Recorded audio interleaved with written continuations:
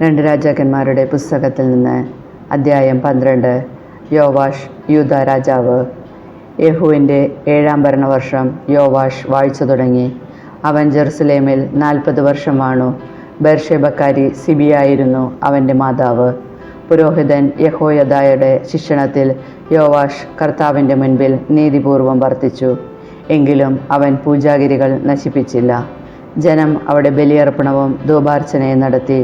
യോവാഷ് പുരോഹിതന്മാരോട് പറഞ്ഞു, കർത്താവിൻ്റെ ഭവനത്തിൽ അർപ്പിക്കപ്പെടുന്ന വിശുദ്ധ വസ്തുക്കളുടെ വിലയും ഓരോരുത്തർക്കും നിശ്ചയിച്ചിരിക്കുന്ന തുകയും സ്വഭിഷ്ട കാഴ്ചകളും പുരോഹിതന്മാർ തങ്ങളെ സമീപിക്കുന്നവരിൽ നിന്ന് വാങ്ങി ദേവാലയത്തിന് വേണ്ട അറ്റകുറ്റപ്പണികൾ നിർവഹിക്കണം.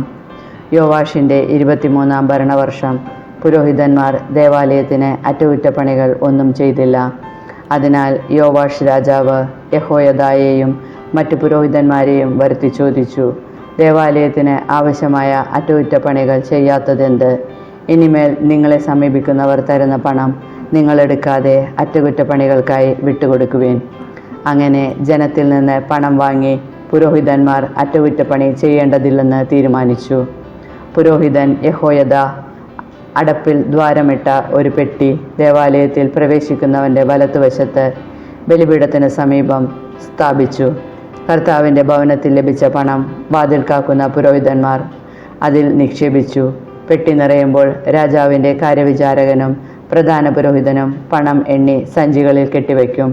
ദേവാലയത്തിലെ ജോലികളുടെ മേൽനോട്ടം വഹിക്കുന്നവരെ അവർ ആ പണം ഏൽപ്പിക്കും.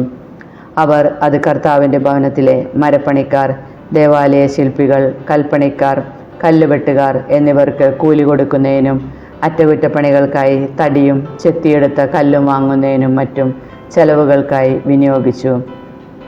കർത്താവിൻ്റെ ഭവനത്തിൽ വരുന്ന പണം കൊണ്ട് വെള്ളിപ്പാത്രങ്ങൾ, തിരിക്കത്രികകൾ, കോപ്പകൾ, കാഹളങ്ങൾ, സ്വർണമോ വെള്ളിയോ കൊണ്ടുള്ള മറ്റു പാത്രങ്ങൾ ഇവയൊന്നും വാങ്ങിയില്ല.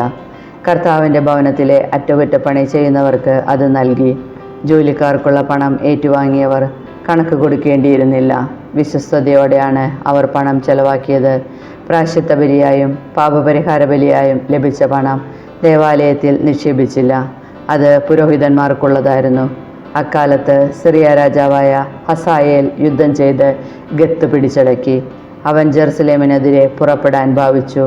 അപ്പോൾ യൂദ രാജാവായ യോവാഷ് തൻ്റെ പിതാക്കന്മാരും യൂദ രാജാക്കന്മാരുമായ യഹോഷാഫാത്ത്, യഹോറാം, അഹസിയ എന്നിവർ അർപ്പിച്ച കാഴ്ചദ്രവ്യങ്ങളും തൻ്റെ കാഴ്ചകളും ദേവാലയത്തിലെയും കൊട്ടാരത്തിലെയും ഭണ്ഡാരങ്ങളിലെ സ്വർണ്ണ നിക്ഷേപങ്ങളും എടുത്ത് സിറിയ രാജാവായ ഹസായേലിന് അയച്ചു കൊടുത്തു. അങ്ങനെ ഹസായേൽ ജെറുസലേം വിട്ടു. യോവാഷിൻ്റെ മറ്റു പ്രവർത്തനങ്ങൾ യൂദ രാജാക്കന്മാരുടെ ദിനവൃത്താന്തത്തിൽ എഴുതപ്പെട്ടിട്ടുണ്ടല്ലോ. യോവാഷ് സില്ലായിലേക്ക് പോകും വഴി മില്ലോയിലുള്ള ഭവനത്തിൽ വെച്ച് ഭൃത്യന്മാർ ഗൂഢാലോചന നടത്തി അവനെ വധിച്ചു. ഷിമെയാത്തിൻ്റെ പുത്രൻ യൊസാക്കറും ഷോമറിൻ്റെ മകൻ യഹോസബാദുമാണ് അവനെ വധിച്ചത്. അവനെ ദാവീദിൻ്റെ നഗരത്തിൽ പിതാക്കന്മാരോടുകൂടെ സംസ്കരിച്ചു.